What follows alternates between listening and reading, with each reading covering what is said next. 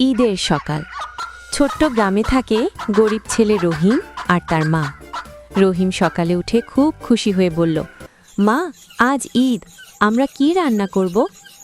মা একটু হেসে বলল, বাবা, ঘরে আছে শুধু এক মুঠো সেমাই আর 2টা ডিম। রহিম চিন্তা করে বলল, তাহলে আজ হবে স্পেশাল ঈদের মেনু, সেমাই, ডিম ভাজি আর বেশি করে হাসি।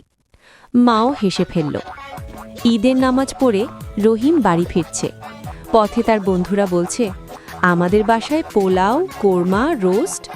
রহিম হাসতে হাসতে বলল, ভাই, আমাদের বাসায় সেমাই স্পেশাল, খেতে চাইলে আগে হাসতে হবে। সবাই হাসতে হাসতে রহিমের বাড়িতে গেল। সেই এক হাঁড়ি সেমাই সবাই মিলে খেয়ে ফেলল। শেষে রহিম বলল, দেখছো, আমাদের বাসায় খাবার কম কিন্তু খুশি বেশি। ঈদের দিনটা হাসি আর আনন্দেই কেটে গেল। শিক্ষা: ঈদের আসল আনন্দ খাবারে নয়, একসাথে হাসিতে।